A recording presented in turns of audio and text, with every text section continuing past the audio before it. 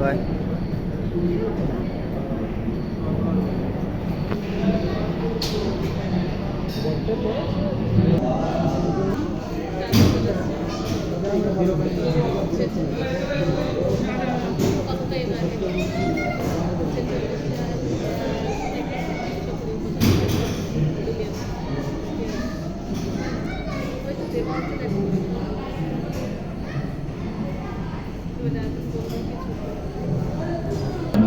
अब नहीं होगा। यात्रा से शुरू हुई 3.5 अगस्त मैं भी चार्ल्स डार्विन आपको ले चलूंगा प्राचीन दिनों के रोचक सफर पर। आइए जान लेते हैं आदिम धरती को, इसके विविध जीवन रूपों को। फिर चलेंगे एक कैम्पियन और ऑर्डिनेशन युग में।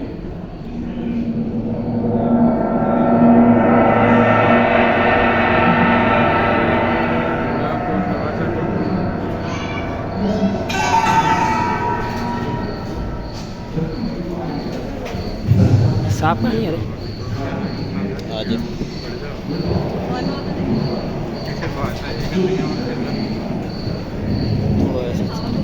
कहते हैं कि 460 करोड़ वर्ष पहले प्रचंड धूल के बवंडर से हमारे सौर जगत का जन्म हुआ।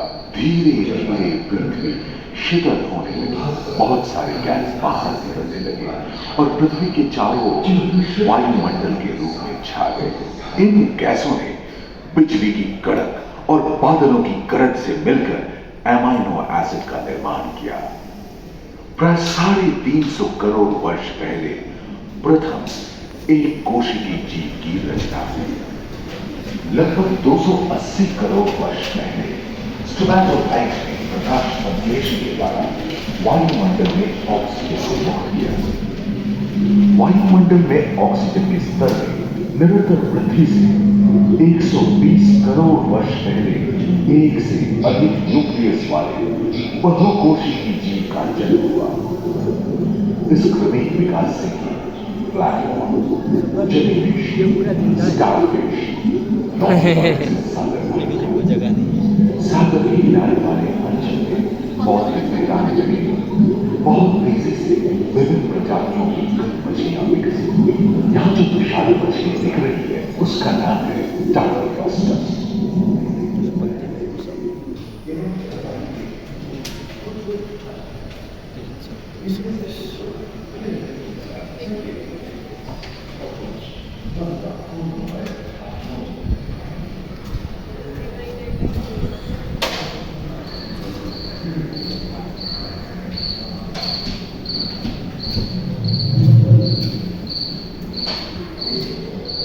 लगभग 35 करोड़ वर्ष पहले धरती पर पेड़ पौधों का जन्म हुआ, जो बढ़ते गए और घने जंगलों में बदल गए।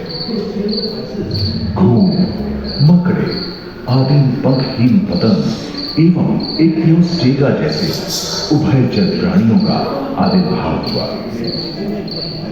सरीसृप जैसे स्तनपायी डायमेट्रोडॉन प्रकट हुए, जिसके पीठ पर नौका के पाल की तरह एक अंग था, जो सांप को नियंत्रित रखने में मदद करता था।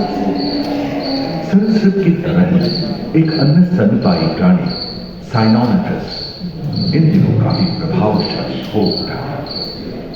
इसकी विशेषता कुत्ते से बहुत मिलती थी।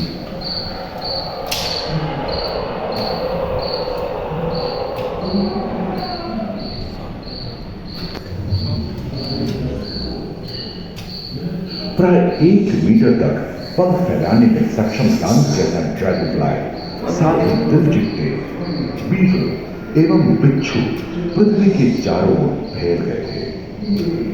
धरती में पाए जाने वाले अधिकांश कोयले कार्बोनिफेरस युग के मृत पौधे से उत्पन्न हुए थे, जो कि धरती के अंदर दब गए थे।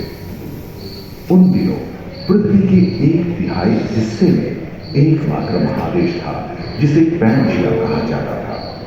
जलवायु गर्म रहती थी। भूभाग पर प्रागैतिहासिक सरीसृपों का ही शासन था, जिन्होंने शुष्क जलवायु के साथ खुद को ढाल लिया था।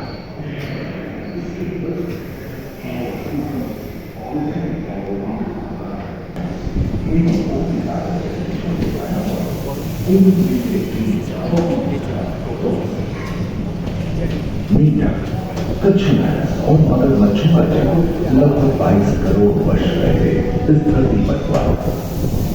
प्रथम स्तनपायी जीव मेगालोस्ट्रोडॉन चूहे जैसे आकार का प्राचीन सरीसृप समाप्त होने लगे और उनकी जगह डायनासोर ने ले लिया था।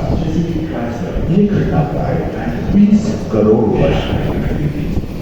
डायनासोर विभिन्न आकार एवं रंग के थे और धरती के कोने कोने में फैल गए। समुद्री एवं जलवायु के अनुकूल खुद को ढाल दिया। इनमें से कुछ तो गिरने की तरह चलते हुए थे और कुछ 15 पूर्ण वयस्क हाथियों जितने भारी थे।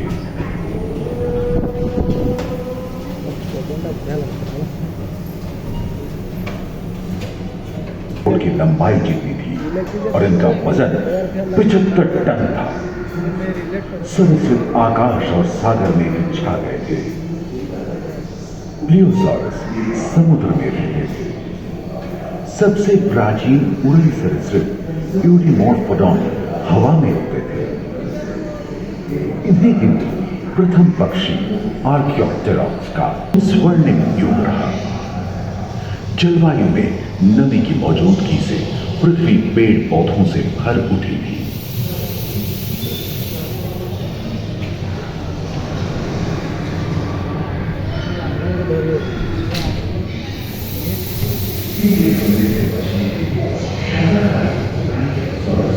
बेल्जियम देश खंडित होने के कारण भारत एशिया की ओर महादेश वेदों में हलचल होने से ज्वालामुखी के रूप में इसके फलस्वरूप आए भूकंप से विभिन्न भौगोलिक आकार एवं आकर्षण सूरज के स्पाइनोसॉरस की पीठ पर नौका के बाद की तरह एक अंक हुआ जिससे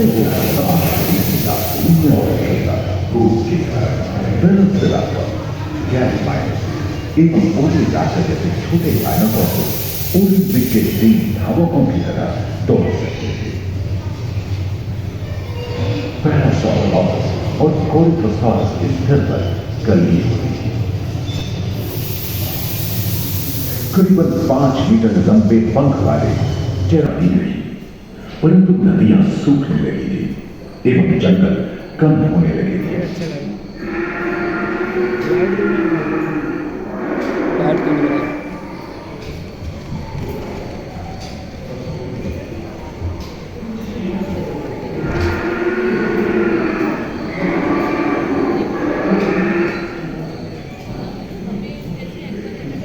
एकांत महादेश में जीव जंतुओं का विकास स्वतंत्र रूप से शुरू हुआ।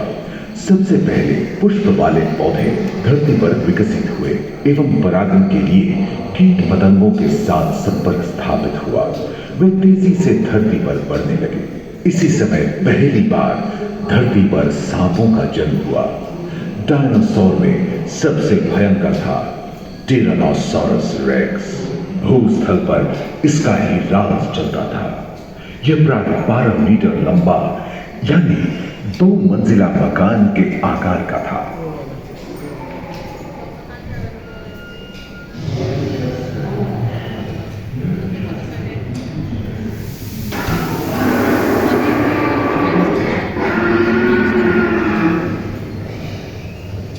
इनके हमले से बचने के लिए शाकाहारी एंकिलोसॉरस अपनी पूंछ के मुद्गर का इस्तेमाल करते थे। सभी डायनासोर प्राय 6.5 करोड़ वर्ष पहले ही विलुप्त हो चुके थे। आखिर क्यों? एक अनुमान के अनुसार एक बहुत बड़ी गलहिका पृथ्वी से जा टकराई, जिसके फलस्वरूप उत्पन्न धूल के विशाल मेघ ने हजारों वर्षों तक सूरज की किरणों को धरती पर पहुंचने से रोक दिया था। फलस्वरूप विशाल डायनासोर को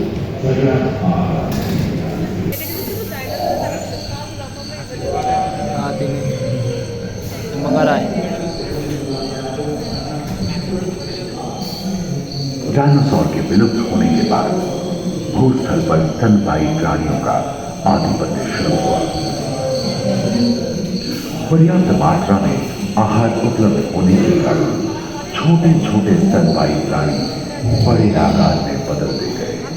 इसी समय बड़े बड़े शाकाहारी एवं मांसाहारी स्तनपायी प्राणी धरती पर नजर आने लगे। विश्व के कई हिस्से जंगल से हरे भरे हो गए।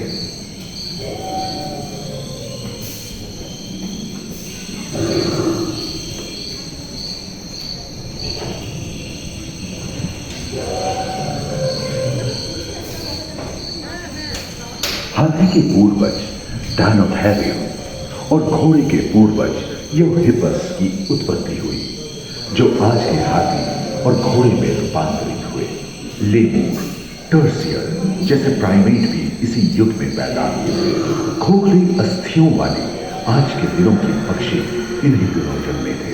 डायाट्राइबा जैसे बड़े एवं उड़ने में अक्षम पक्षी उन जगहों में रहते थे जहां मांसाहारी बड़े स्तनपायी प्राणी नहीं मिलते थे।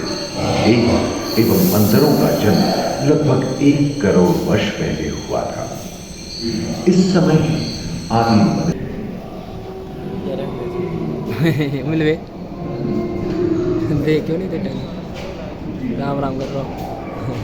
पृथ्वी के 90 इतिहास में जाते तो ऐसे कई मौके रहे जब उत्तरी गोलार्ध से बर्फ की चादरों से ढक गए थे, जो आइस एज के नाम से जाना जाता है। हम आज ऐसे ही एक आइस एज में रह रहे हैं जो 20 लाख वर्ष पहले हुआ था। रोहिंदास स्तनपायी और कस्तूरी कायों ने अपने शरीर के रोमों की सहायता से शीतल जलवायु के साथ तालमेल बैठा दिया था। गुष्ठ आकार के खोलनुमा ट्राइकोडोन जैसे विशाल आर्मलों भी उन दिनों मौजूद थे। सिंह जूट वाले बाल और विशाल सिंह वाले तीर जंगल में शान से विचरण करते थे। संभवतः सामने के दांत से मांस को जीभ में फाड़ने में हुई अड़चन के कारण यह समय के साथ विलुप्त हो गए। वहीं दानव आकार के हिरण हिंसक जानवरों से बचने के लिए तेजी से नहीं भाग सकते थे। फलस्वरूप वे ओझल हो गए। इस समय से ही आधुनिक मानव का क्रमिक विकास शुरू हुआ और विशालकाय स्तनपायी प्राणी धीरे धीरे विलुप्त होने लगे।